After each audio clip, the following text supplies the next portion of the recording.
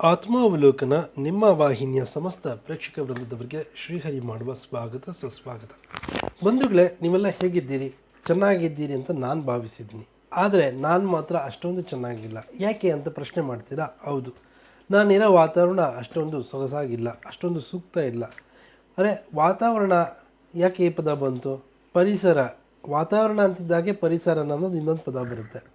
ಈ ವಾತಾವರಣ ಪರಿಸರನೇ ಇಟ್ಕೊಂಡು ನಾನು ನಿಮ್ಮ ಮುಂದೆ ಎರಡು ನಿಮಿಷಗಳ ಕಾಲ ಮಾತನಾಡ್ತೀನಿ ಅಂತ ಕೂತ್ಕೊಂಡ್ರೆ ಏನೇನೆಲ್ಲ ಮಾತನಾಡ್ಬೋದು, ಏನೇನೆಲ್ಲ ಚರ್ಚಿಸ್ಬೋದು, ಇವತ್ತು ಚರ್ಚಿಸೋಣ ಬನ್ನಿ.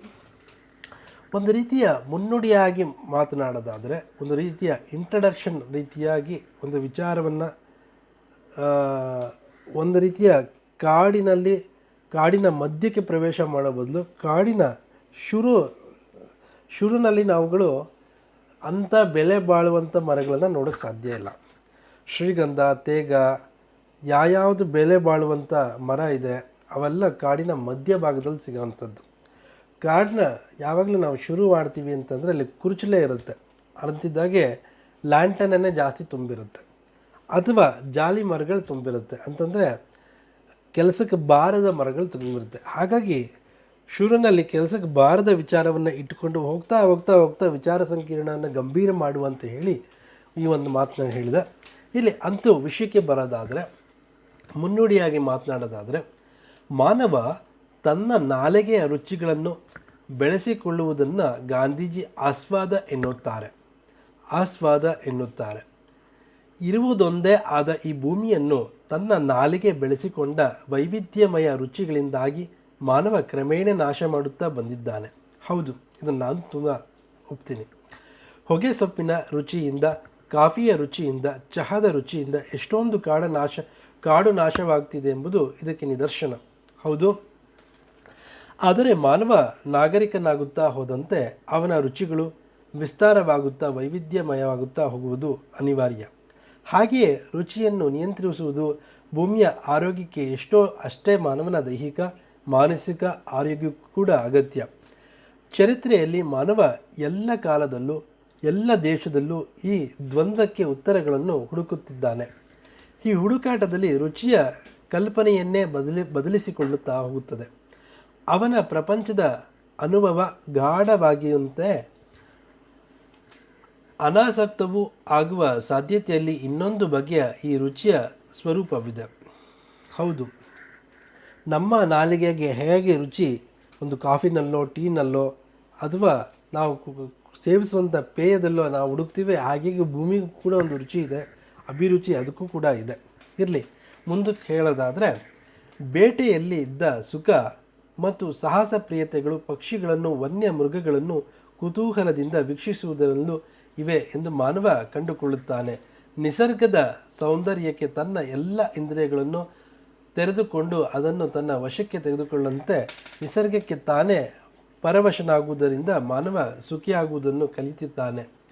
ಮದ್ಯ ಮಾಂಸಗಳ ಭೋಜನದಷ್ಟೇ ಸಪ್ಪೆಯಾದ ಆಹಾರವು ಸೌಮ್ಯವಾದ ವಿವಿಧ ರುಚಿಯನ್ನು ಪಡೆದಿದೆ ಎಂಬುದನ್ನು ಸಾತ್ವಿಕರು ಅರಿಯುತ್ತಾರೆ. ಒಟ್ಟಿನಲ್ಲಿ ಸುಖದ ಕಲ್ಪನೆಯ ಬದಲಾವಣೆಯಲ್ಲಿ ಮನುಷ್ಯ ನಿಸರ್ಗದ ಜೊತೆ ಸಾಮರಸ್ಯ ಪಡೆಯುತ್ತಾನೆ. ಇದೇನು ಎಲ್ಲರಿಗೂ ಸುಲಭವಲ್ಲ. ಕ್ರಮೇಣ ಮಾಲಿನ್ಯದಿಂದ ನಾಶವಾಗುತ್ತಾ ಹೋಗುತ್ತಿರುವ ಪರಿಸರ ಈ ಬಗೆಯ, ಆದರೆ ಎಲ್ಲದಲ್ಲೂ ಆಧ್ಯಾತ್ಮಿಕ ಪರಿವರ್ತನೆಯನ್ನು ಆಂತರಿಕದಲ್ಲಿ ಆತಂಕದಲ್ಲೂ ಕೂಡ ಅಗತ್ಯಗೊಳಿಸುತ್ತಿದೆ. ಆಧ್ಯಾತ್ಮ ಸಾಧು ಸಂತರ ವೈಯಕ್ತಿಕ ಹುಡುಕಾಟದ ವಿಷಯವಾಗುವುದರ ಬದಲು ಊಟ, ವಸತಿ, ಭೋಗ, ವಿರಾಮದ ಬಯಕೆ, ಇಂದ್ರಿಯದ ಹಸಿವುಗಳು, ಹೀಗೆ ನಾಗರಿಕ ಇಡೀ ದೈನಿಕವನ್ನೇ ವ್ಯಾಪಿಸಿಬಿಡಬೇಕಾದ ಅನಿವಾರ್ಯ ಎದುರಾಗಿದೆ. ಹೀಗೆ ಆತಂಕದಲ್ಲಿ ಎದುರಾಗುವ ಸತ್ಯವನ್ನು ಸ್ವಸಂತೋಷದಿಂದ ಮಾನವ ಒಪ್ಪಿಕೊಳ್ಳಬಲ್ಲನೆ ಎಂಬುದು ಸಮಸ್ಯಾತ್ಮಕ ಪ್ರಶ್ನೆಯಾಗಿಯೇ ಉಳಿದಿದೆ. ಅಮೆರಿಕನ್ನರು ಬಳಸುವಷ್ಟು ವಿದ್ಯುತ್ತನ್ನು, ಅವರು ತಿನ್ನುವಷ್ಟು ಮಾಂಸವನ್ನು, ಅವರು ನಿತ್ಯ ಚಲಿಸುವಷ್ಟು ದೂರವನ್ನು ಇಡೀ ಜಗತ್ತಿನ ಎಲ್ಲ ದೇಶಗಳು ದಕ್ಕಿಸಿಕೊಳ್ಳುವುದು ಅಸಾಧ್ಯ. ಎಂದಾದರೂ ಒಮ್ಮೆ ಅದು ಸಾಧ್ಯವಾದರೆ ಆಗ ಈ ಭೂಮಿ ಹೀಗೆ ಉಳಿದಿರುವುದಿಲ್ಲ, ಕೇವಲ ದಿನದಲ್ಲಿ ನಾಶವಾಗುತ್ತದೆ. ಆದರೆ ಇವತ್ತಿನ ಮೀಡಿಯಾಗಳು ಜಗತ್ತಿನ ಎಲ್ಲರಲ್ಲೂ ಅಂಥ ಆಸೆಯನ್ನು ಹುಟ್ಟಿಸುತ್ತಿವೆ. ಫಲಪ್ರದವಾಗುವಂತಕ್ಕಂಥ ಇಂಥ ಆಸೆಯಿಂದ ಅಸೂಯೆ ಬೆಳೆಯುತ್ತದೆ. ಇಡೀ ಜಗತ್ತು ಮಾರಕವಾದ ರಣರಂಗವಾಗುತ್ತದೆ. ಯಾಕೆ ಈಗಾಗಲೇ ಆಗಿದೆ. ನಾವು ಪಾರಾಗಲು 2 ಉಪಾಯಗಳಿವೆ. ಒಂದು, ಪರಿಸರ ಮಾಲಿನ್ಯವನ್ನು ತಡೆಗಟ್ಟಲು ಅಗತ್ಯವಾದ ಕಾನೂನುಗಳು ಇದೆ ಜಗತ್ತಿನಲ್ಲಿ, ಒಂದು ದೇಶದಲ್ಲಿ ಮಾತ್ರವಲ್ಲ ಈ ಜಾರಿಯ ಇರಬೇಕು. ಇನ್ನೊಂದು, ಮಾನವ ತನ್ನ ಆಸೆ ಆಕಾಂಕ್ಷೆಗಳಲ್ಲೇ ಬದಲಾವಣೆಸಬೇಕು. 2 ಒಟ್ಟಿಗೆ ಆಗಬೇಕು. ಇದರ ಅರ್ಥ ಪರಿಸರ ಚಳುವಳಿ ಮಾತ್ರ. ನಮ್ಮ ಕಾಲದಲ್ಲಿ ಏಕಕಾಲಕ್ಕೆ ರಾಜಕೀಯ ಚಳುವಳಿಯೂ ಆಧ್ಯಾತ್ಮಿಕ ಚಳುವಳಿಯೂ ಆಗಬೇಕಾಗಿದೆ. ಸದ್ಯದ ಚಪಲಗಳನ್ನು ತೀರಿಸಿ ಅಧಿಕಾರಿಗಳಲ್ಲಿ ಉಳಿಯಬೇಕಾದ ಪ್ರಜಾತಾಂತ್ರಿಕ ಸರ್ಕಾರಗಳು ದೂರದೃಷ್ಟಿಯನ್ನು ಕಳೆದುಕೊಳ್ಳುತ್ತದೆ. ಆದರೆ ಪ್ರಜಾತಂತ್ರ ಬಿಟ್ಟರೆ ನಮಗೆ ಬೇರೆ ಮಾರ್ಗವಿಲ್ಲ. ಒಬ್ಬ ಹುಚ್ಚ ಸರ್ವಾಧಿಕಾರಿಯಾದರೆ ಎಲ್ಲವನ್ನೂ ಈ ಕ್ಷಣವನ್ನೇ ನಾಶ ಮಾಡುವನು.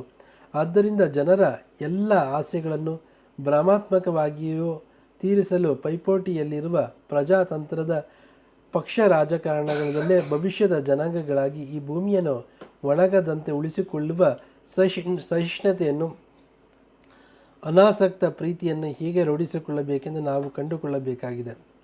ಮಾನವನ ಪ್ರಗತಿಗೆ ಯಾವ ಅಡೆತಡೆಯೂ ಇಲ್ಲ. ಈ ಭೂಮಿ ಒಂದು ಅಕ್ಷಯ ಪಾತ್ರೆಯಂತೆ ಮಾನವನ ಎಲ್ಲ ಹಸಿವುಗಳನ್ನು ಪೂರೈಸಬಲ್ಲುದು ಎಂಬುದು 18 ಮತ್ತು 19ನೇ ಶತಮಾನದ ಐರೋಪ್ಯರ ಚಿಂತನೆಯ ಫಲ. ನಿರಂತರವಾದ ಅಭಿವೃದ್ಧಿಯ ಈ ಕಲ್ಪನೆಯನ್ನು ಬಿಡದ ಹೊರತು ಪ್ರಾಯಶಃ ನಾವು ಪರಿಸರದ ಬಗ್ಗೆ ನಿಷ್ಠುರವಾಗಿ ಆಲೋಚನೆ ಮಾಡುವುದಾದರೆ ಮಾನವ ಚೈತನ್ಯದ ಮೂಲ ಅವನ ನಿರಂತರ ಅಭಿವೃದ್ಧಿಯ ಕನಸಿನಲ್ಲಿ ಎಷ್ಟು ಅಡಗಿದೆಯೋ ಅಷ್ಟೇ ಮಾನವನ ಸರ್ವಭೂತ ದಯೆಯ ಪ್ರೇರಣೆಯಲ್ಲಿ ಇದೆ ಎಂಬುದನ್ನು ಪ್ರಾಚೀನ ಧರ್ಮಗಳು ನಿಶ್ಚಲವಾಗಿ ಅರಿತಿದ್ದವು. ಈ ಅರಿವಿನಿಂದಾಗಿಯೇ ನಮ್ಮ ಪಾರಂಪರಿಕವಾದ ಕೃಷಿ ವಿಧಾನಗಳು, ವೈದ್ಯಕೀಯ ಶಾಸ್ತ್ರಗಳು ಹುಟ್ಟಿಕೊಂಡವು. ನಮ್ಮ ಕಾಲದಲ್ಲಿ ನಾವು ತಂತ್ರಜ್ಞಾನದ ದುರಹಂಕಾರದಲ್ಲಿ ಮರೆತಿದ್ದನ್ನೆಲ್ಲ ಸ್ಮರಿಸಿಕೊಳ್ಳಬೇಕಾಗುತ್ತಿದೆ ಅಂತ ಅನ್ನಿಸುತ್ತೆ. ಒಂದು ರೀತಿಯ ಕಾಡಿನ ಶುರುವಿನಲ್ಲಿ ನಾವು ಜಾಲಿ ಮರ ಮತ್ತು ಲ್ಯಾಂಟನ ಮರಗಳನ್ನು ಮಾತ್ರ ಕಾಣೋಕ್ಕೆ ಸಾಧ್ಯ. ಹೋಗ್ತಾ ಹೋಗ್ತಾ ಹೋಗ್ತಾ ಹೋಗ್ತಾ ಹೋಗ್ತಾ ಶ್ರೀಗಂಧದ ಮರ ಸಿಗುತ್ತೆ ಅಥವಾ ಬೀಟೆ ಮರ ಸಿಗುತ್ತೆ ಅಲ್ವಾ. ಹಾಗೆಯೇ ಪರಿಸರದ ಬಗ್ಗೆ ನಾವು ಚಿಂತಿಸ್ತಾ ಹೋದಾಗ ಅದನ್ನು ಯಾವ ರೀತಿ ಸಂರಕ್ಷಣೆ ಮಾಡಬಹುದು, ಯಾವ ರೀತಿಯ ಒಂದು ರೀತಿ ಯೋಜನೆಗಳನ್ನ ಹಮ್ಮಿಕೊಳ್ಬೋದು ಅಂತ ಚಿಂತಿಸ್ತಾ ನಮಗೆ ಹೊಳೆಯುತ್ತೆ ಅಲ್ವಾ. ಈ ಕಾರ್ಯಕ್ರಮನ ಮುಂದುವರಿಸ್ತಾ ಮುಂದೊಂದು ದಿನ ಮುಂದುವರಿಸೋಣ ಅಂತ ಹೇಳಿ ಒಂದು ರೀತಿಯ ಇಂಟ್ರೊಡಕ್ಷನ್ ಪಾರ್ಟ್ನ ನಾನು ನಿಮ್ಮ ಮುಂದೆ ಹಂಚಿಕೊಂಡೆ. ಇಷ್ಟು ತನಕ ಪರಿಸರ ಪ್ರಜ್ಞೆ ಕರ್ತವ್ಯತೆ ಅಂತ ಹೇಳಿ ಇದಕ್ಕೆ ಒಂದು ಭಾಷ್ಯ ಅಥವಾ ಇದಕ್ಕೊಂದು ಟೈಟಲ್ ಕೊಡ್ಬೋದು. ಪರಿಸರ ಪ್ರಜ್ಞೆ, ಹೌದು, ಇವತ್ತಿನ ದಿವಸ ನಾವು ಚಿಕ್ಕ ಮಕ್ಕಳಲ್ಲೂ ನೋಡ್ತೇವೆ. ಶಾಲಾ ಕಾಲೇಜಿನಲ್ಲೂ ಪರಿಸರ ಸಂರಕ್ಷಣೆ ಕುರಿತಾಗಿ ಮಕ್ಕಳಿಗೆ ಚಿತ್ರಕಲೆಯ ಸ್ಪರ್ಧೆ ಏರ್ಪಡಿಸೋದು. ಒಂದು 3ನೇ ಕ್ಲಾಸ್ ಮಗುವಿಂದ ಕೂಡ ನಾವು ಪರಿಸರ ಕಾಳಜಿ, ಒಂದು ರೀತಿಯ ವಾಯು ಮಾಲಿನ್ಯ, ಜಲ ಮಾಲಿನ್ಯ, ಶಬ್ದ ಮಾಲಿನ್ಯ ಅಂತಂದರೆ ಪೊಲ್ಯೂಷನ್ ಬಗ್ಗೆ ನಾವು ಚಿಕ್ಕ ಮಕ್ಕಳನ್ನು ಕೇಳಿದ್ರು ಹೇಳುತ್ತೆ. ಅಂತಂದರೆ ಚಿಕ್ಕ ಮಕ್ಕಳಿಗೂ ಅದು ಅಂದರೆ ಏನೋ ಅನ್ನೋದು ಅರ್ಥ ಆಗಿದೆ. ಆದರೆ ಅದನ್ನು ನಿವಾರಿಸುವ ತಂತ್ರಜ್ಞಾನವನ್ನು ನಾವು ಮಕ್ಕಳಿಗೆ ಚಿಕ್ಕ ಮಕ್ಕಳಿಂದನೇ ಅವರ ಒಂದು ರೀತಿಯ ತಲೆಗೆ ತುಂಬ್ತಾ ಹೋಗಬೇಕು ಅಂತ ಅನಿಸುತ್ತೆ.